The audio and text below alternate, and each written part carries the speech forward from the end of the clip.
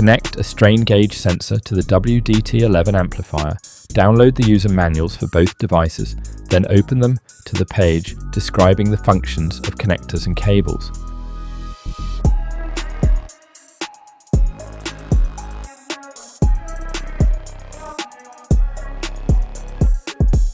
Connect the positive power supply terminal to connector 1 and the negative power supply terminal to connector 2.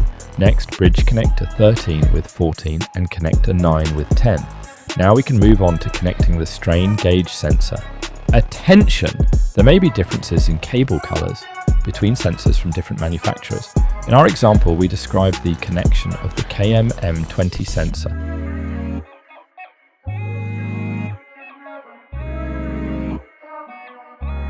All done.